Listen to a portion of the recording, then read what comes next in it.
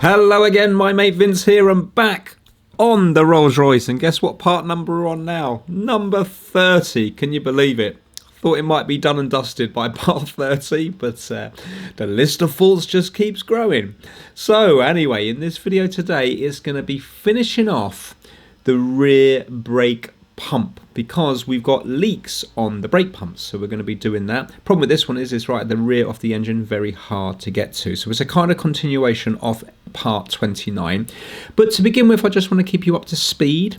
I'm just messing around, testing out a little bit of spraying just for my own curiosity. Obviously it's a Rattle can respray. It's not going to look anything like a professional job, especially not a Rolls Royce professional job, but still it's not costing me much money. It's just a little bit of time, and I just want to have a little go just to see what it can look like, because you've seen the mess I made in one of the previous episodes a long time ago now, when I started off on the spraying. Well, in fact I did it with a paintbrush, didn't I?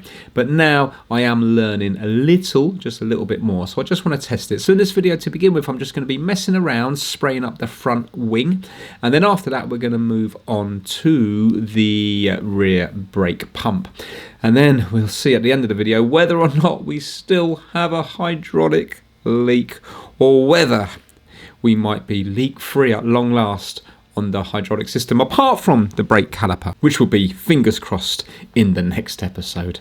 Let's get started. And welcome to the My Mate Vince spraying booth. Only the finest spray equipment for the finest Rolls Royce. And here we go. You can see I'm just working on the wing at the moment. So I've sanded it all back and put primer on it. So then I'll be able to get some base coat on that and hopefully get some 1K clear coat on. Okay, so this is the next day now, nice and sunny and dry today, and I've managed to get the base coat on. So I put the grey primer everywhere. I had to go over a few bits with filler primer, and then I did grey primer again, and then I've put the base coat on. I'm going to show you this now. I mentioned earlier about the 1K top coat. So basically there's different types. You have 1K, which is this one here, and you have 2K, which is where you mix in a hardener into it. Now all over YouTube and stuff, everyone's raving about 2K because it is truly amazing. I use some of it here, and you can see, I mean, look at that there. There is actually a reflection. Yeah, I mean, you look at that panel and it doesn't look awful. This was the one that I replaced down here, you know, underneath here. But unfortunately I bought another 5 tins of it. I think it was £100, and they're not cheap. But I've had to send them back because I didn't realise. If I didn't realise this, I'm sure there's going to be others as well. Unfortunately, this stuff is it's not deadly, but it's I'm sort of surprised they're allowed to sell it. I think how they get away with it is they say it's for professional use, but really when you're buying stuff off eBay, there's a good chance you're not a professional like myself.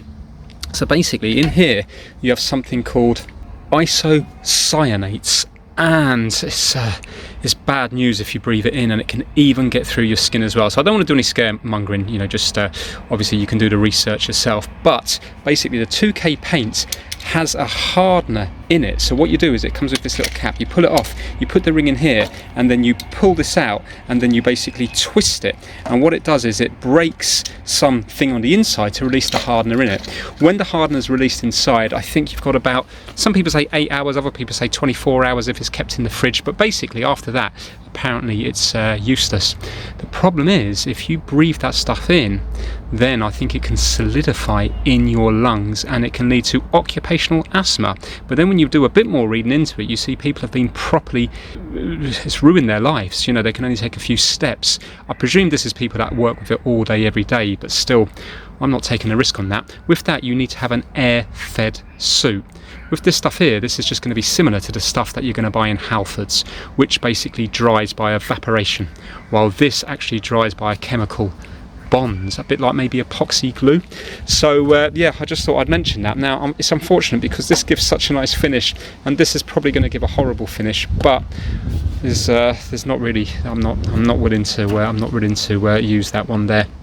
So yeah, that's it. So what I'm going to do now is I'm going to spray this onto this wing, and I think I'll probably cry because it's not going to go on anything like the 2K stuff, but maybe with a lot of flatting back and stuff it might start to look okay.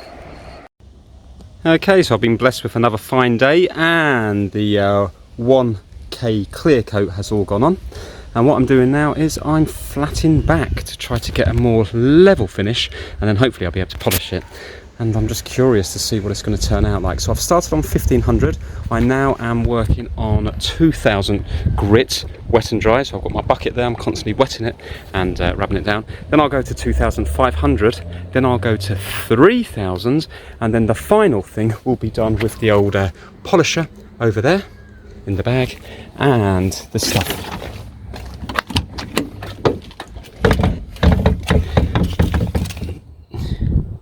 G3 and G10 finishing compound. I've seen all this being done on Norfolk Man Cave, so I've seen he use these products. He's got different equipment than me, better equipment, but still I'm thinking maybe I might be able to get a slightly nice finish. I'm not too sure.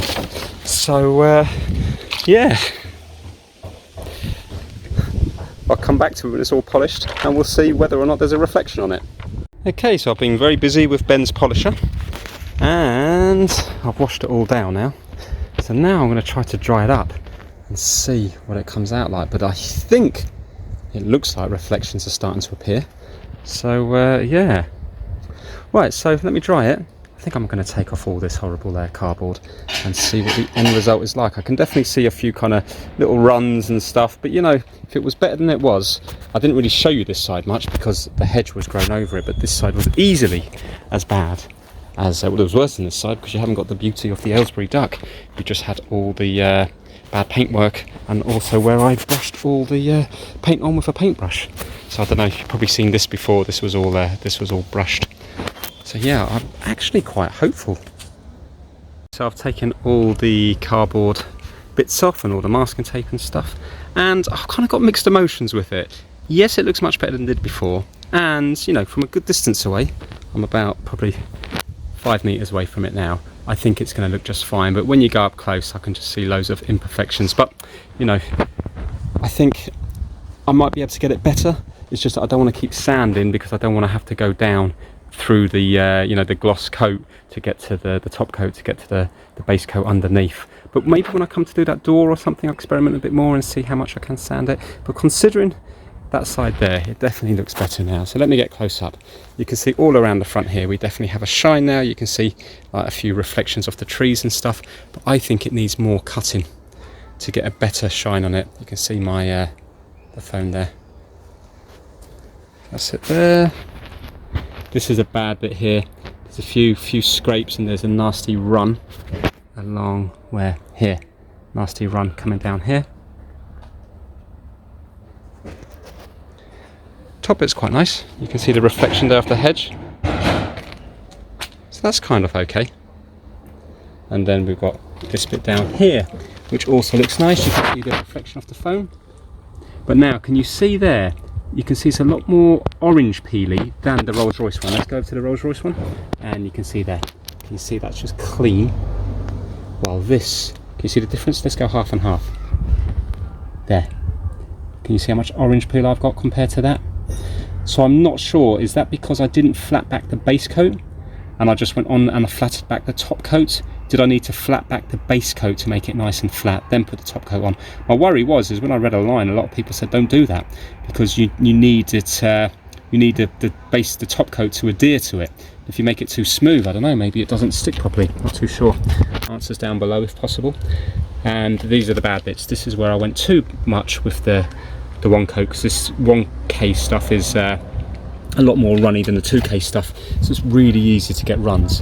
But considering it wasn't my first attempt, because obviously my first attempt was messing with the paintbrush, my second attempt was at the back down there, but this was the first attempt with 1K, and I think it's okay. Yeah? Think about when the pinstripes on that, it's not bad. So I know I didn't really show you any of that, but what I'll do is, because I am kind of happy with that result, I think maybe I will do a video. Obviously I can't do a video on the whole thing, be as boring as could be, because it's going to take me ages, but maybe I'll do a video on that door.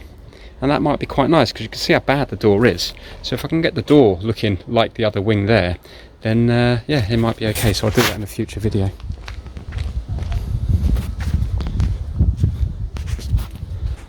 Yeah, good enough.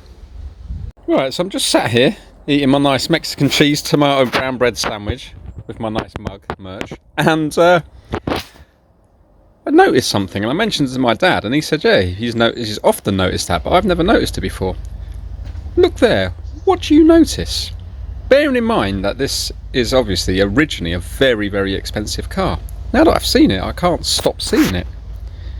That wheel is nowhere near the middle of that wheel arch. Look.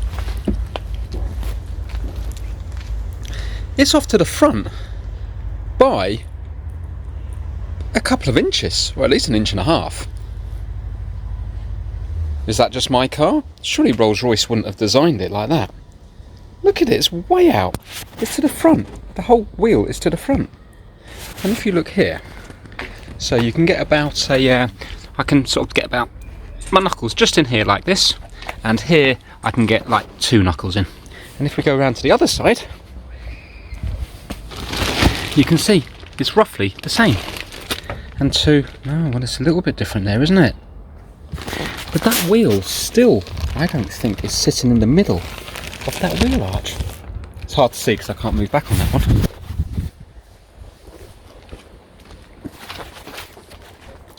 I'll tell you what, if that is just my car, I did amazingly well to get a car that's got absolutely everything wrong with it. When I worked on the MGB GT years ago, I had to put the sills on, had to do a bit of work to the interior, and that was sat in a garden for 10 years. And it was much older than this. I just can't get over how absolutely everything is wrong with this car. That's not right, is it? My. Yeah, answers down below again. I can what's that smell? Yeah, I can almost smell the fumes of banger racing, because at this moment in time, I think that's what this car is fit for. How can a car that was on the road this time last year, and I've got parking tickets in the car to prove that from up north, how can this car have been on the road this time last year? And it had a full service history up to 10 years ago. A full service history from new up to 10 years ago. And this car is in this state. I'm amazed. Honestly, I'm amazed. I suppose that saying is, if I didn't laugh, I'd cry. And I think that's how I feel when I'm working on this car. Anyway, look, needs must. We have to continue. We can't let this beat us. This car has to get on the road in some way, shape or form. So we're working now on the rear brake pump. It's a continuation of part 29, and all I'm doing is skipping through it, just showing the relevant bits, because I went into more detail in part 29. I don't just want to rinse and repeat on this video again. If you're interested, you can go back and watch part 29 anyway. So yeah, that's it. Let me just take you through the key points of trying to get to this rear brake pump. Okay, so that's that front one done now, and I reconnected this hose up here, which was all nice and straightforward. So now I need to do the same process again, but with this one hidden away on the back here. So I can imagine that it's going to be quite a headache. I can't even see where it is. There it is there. So yeah, that's not going to be very enjoyable. Oh, today's a testing day. Right, I took this pipe off here, no problem, and just covered up the holes. I can't get, which pipe is it now? 1 second now. I need to undo this pipe to be able to move it away. So I've undone it down the bottom there, no problem, but I can't actually move it out of the way because it's kind of welded to this bracket here, which is onto the fuel injection. Annoyingly, it's a little Allen key thing in here, which is not a big deal. It's just a little bit tight to get to, so I couldn't get like the screwdriver Allen key into, so I had to get the little right angle ones. I was doing it around bit by bit. It was all going nice, and then yeah, you guessed it, it fell into the engine bay. Now look, I've jammed down this massive rag, an old jumper or something down there to collect the fluid. I mean, there isn't actually any holes every time you drop something in this car, it's such a tease. You hear it go a long distance, but it's never on the floor. It's never on the floor. And yet, when you look underneath, you think, well, there's nothing for it to go to.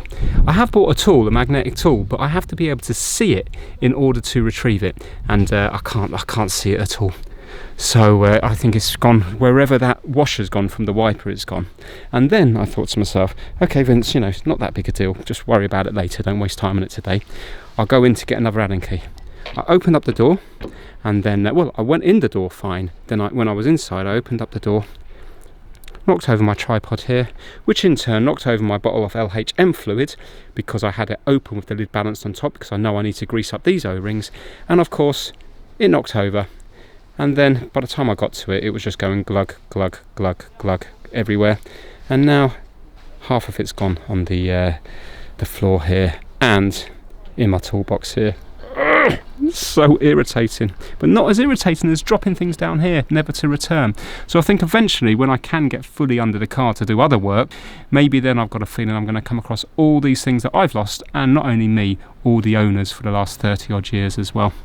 Anyway, I'm going to get another Allen key and persevere with this O-rings on that brake pump there.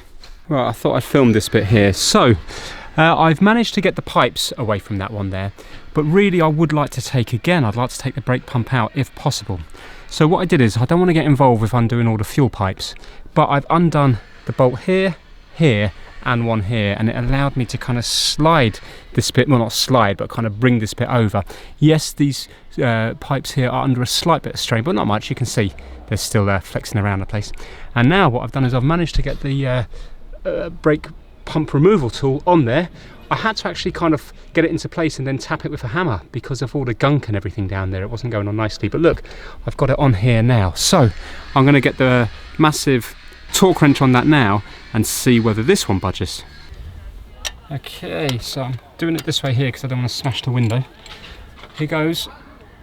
Let me put my glasses on just in case. Right, let's see now. Is it going to want to come undone?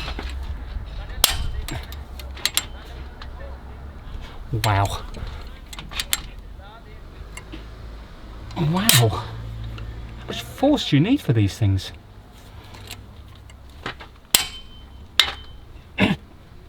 Oh. I know that doesn't seem like I'm putting much force into it, but I really am putting loads in. Oh well, at least I know it's the same with the front and the back one. Isn't that bizarre? Okay, give it one more go.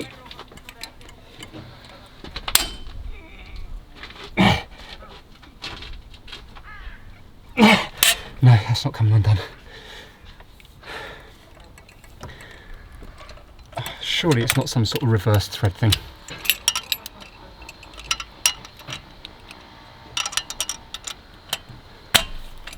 Let's try this way. No, it's not going either way. Alright, well, same both sides. At least it's consistent. I'm just going to do the same as before, get the screwdriver down there, change the O-rings, and then struggle to get it back together. Okay, so this is ready to go back on now, so I'm just going to put some oil on the inside of it, and I have the O-rings all nicely on there. So it actually went alright in the end. It wasn't too bad. I think it's definitely helped by me moving this out of the way, because it gives me room to get my hand around the place. I would say once that's removed, I think it's just as easy as the front one, really. So yeah, nearly there now. I just hope, I pray that this is going to stop the leak. Okay, I'm going to film this bit because I need to get this snap ring thing on, and this is where disaster could happen, because it could fall into the engine somewhere and 100% it's not going to come out. So I wonder, can I get, amazingly I managed to get it out, but that was just kind of luck. I wonder, could I get it roughly into position so it doesn't want to yeah, if it's there now, it's less likely it's going to fall. So, have I got room here?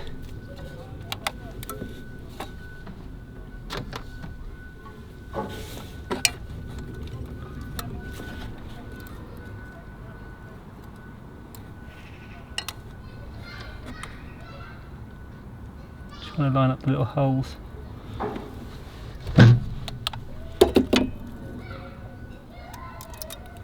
Right, I'm in. Hold on now. I'm in the hole, so I've got to widen it up. Please don't spring out. Right, now I need to get a screwdriver and try to hit down the back.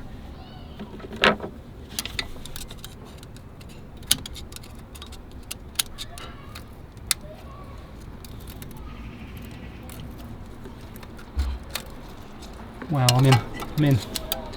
I am actually in. Oh, dropped my screwdriver there. That's in. Results. Now I just have to do up the pipes. And yeah, that's still moving. Excellent. All right. That wasn't too bad. Now the hard bit there was trying to get this sleeve on. So what I had to do is I managed to use my hand to get it past the first O-ring, but it would not go past the second O-ring with my hand. So I just had to get a rubber mallet and a screwdriver and just very gently, 1, 2, couple of taps, and it just went straight over the O-ring. Right, okay. Quite happy with how this has gone. At long last, I'm finished. Now, apart from dropping a nut down there, I had to replace the nut and the Allen key. Really, it was straightforward enough. Massively disappointed that I didn't get the actual brake pumps out so I could change the other washers, but I'm hoping maybe this will do. Now, I've cleaned it, give it an initial clean anyway. I mean, last time there was so much fluid gathering in here, you could see like a massive well of green. So, yeah, let's give it a go. I do have to bleed it down here again because obviously now there's going to be lots of air in the system. So now we are down here. Is this going to fit? Yes it is, and I need to go this way. So it needs to be one full turn round. I need to do one at the bottom as well. There we go, that's going to be one full turn. So I'm going to run it for a minute and then I'll go underneath and do that one as well.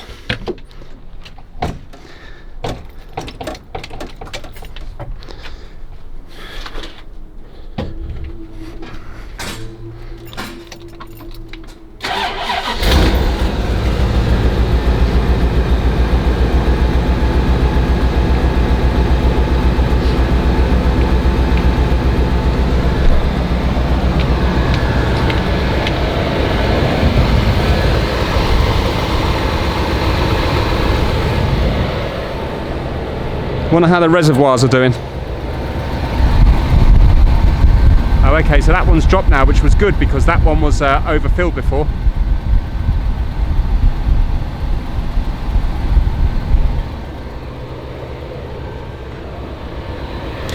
Right, I'll leave it probably another minute and then turn the engine off, do up that bleed screw, and then I need to go underneath and do the other one. I'll just do the other one off camera.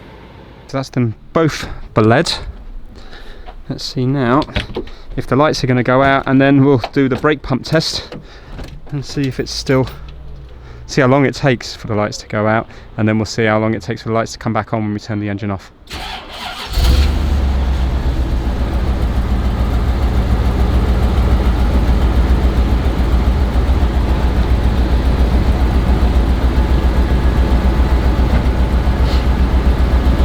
Right, okay, so that's good.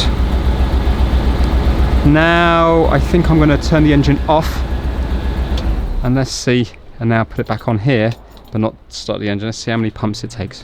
1, 2, 3, 4, 5, 6, 7, 8, 9, 10, 11, 12, 13, 14, 15, 16. That was only 16. That's not good. I had 59 before. I wonder, is it still bleeding itself? Let me see what fluid is in the reservoir.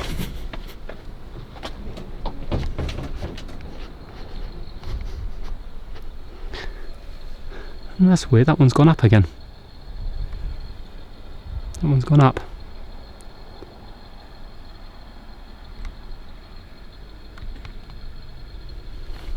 Right, okay. I'm going to start it again, see how long it takes to go out, and then I'll do another brake pump test. Maybe it takes a while for it all to fully circulate.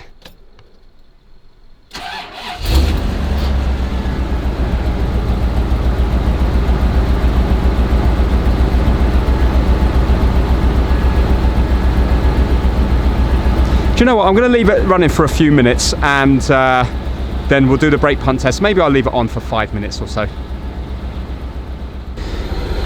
Right, we'll check for leaks in a minute. So it's been around about 4 or 5 minutes. Let's see now what's going to happen. So it's going off. Something's making a weird noise. Right, let's go onto here. And now 1, 2, 3, 4, 5, 6, 7, 8, 9, 10, 11, 12, 13, 14, 15, 16, 17, 18, 19, 20, 21, 22, 23, 24, 52, 53, 54, 55, 56, 57, 58, 58. Fantastic. Excellent. One less than original. Right, okay, that's good. Now, let's see if we can see any leaks.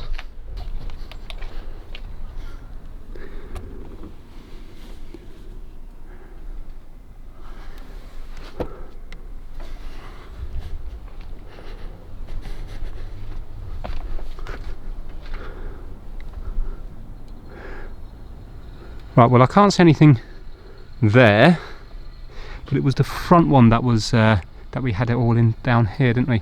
Let me just jump up on the engine. We have fluid. But look what I've done here. I don't think it's so hard because I'm sort of twisted. 1 second. I don't think I've whacked that down far enough. I don't think I've got the circlip in the wrong place. I need to, remember I said I needed to tap down the sleeve with a hammer. Look, it's not down far enough. It needs to go down another couple of millimetres.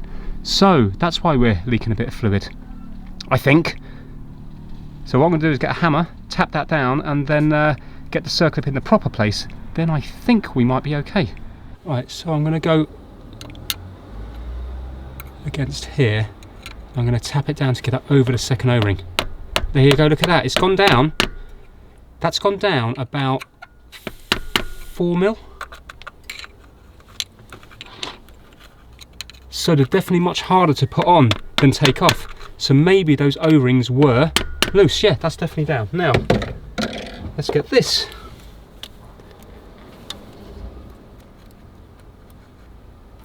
And let's widen it and put it in its proper home.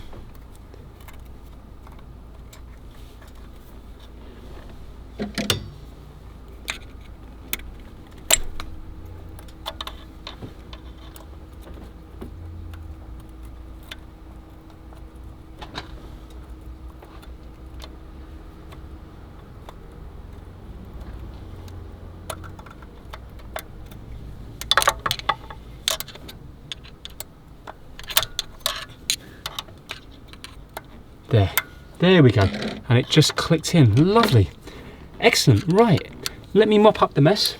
I think this time it might actually work, because considering that was loose, there wasn't that much leaking. Well, I've cleaned it up, but the problem is it still seems to want to just sit just towards the back of the engine, so there could be another kind of like cupful there just waiting to roll down. So I think it's going to be inconclusive of whether it's working or not until many weeks later.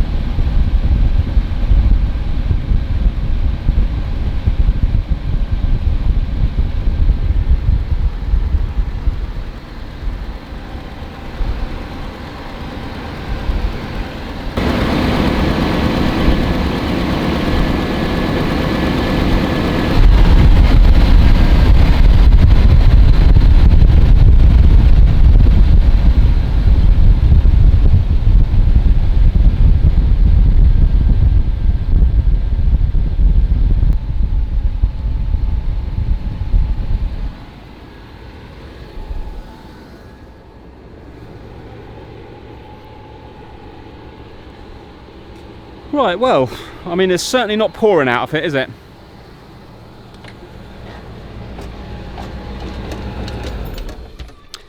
So we're definitely making progress. We've got pressure in the system now when it's off, which is good. You know, that was 58 pumps, so that's definitely, there's definitely pressure there, which is good. The things I'm still not sure about is I don't think the rear suspension's working properly, as in when you put weight in the back, I don't think the height adjust thing's working. And also, I'm just not sure yet about this leak.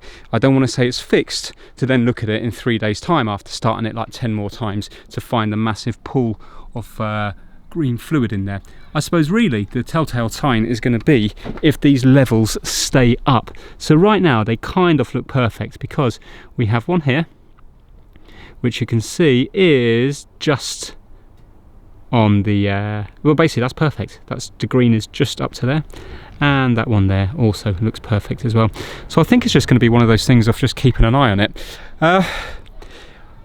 Either way, I mean, it's good to change those rubber O-rings. If I could have changed the bottom washers, then I would have been as happy as I could be, because then I know that it probably is going to be fixed, because they're definitely working as pumps. It's just they're leaking. I just don't know, because even beforehand, to me, they kind of look to be okay. But yeah, after a while, a huge amount of fluid would well up in there. So I think I'm going to call this video fingers crossed it's fixed, but I really don't know. But still, hopefully you found it interesting anyway. And if I do need to take the pumps off in the future, of course I will film that.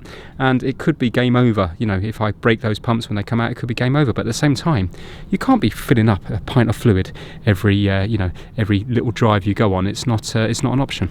So that is it for this video. Hopefully you enjoyed it. If you did, give it a massive thumbs up, and I will hopefully see you in another video very soon. Thanks so much for watching.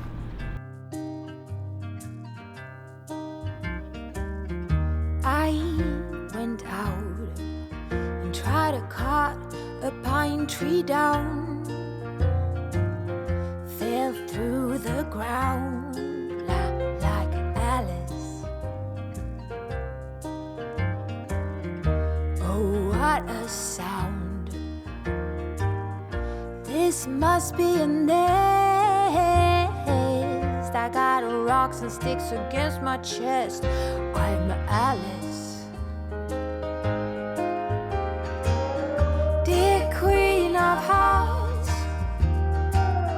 I'ma grow you white roses so you can learn to be kind. Tell King of Hearts to arm all his forces so you can learn to be kind.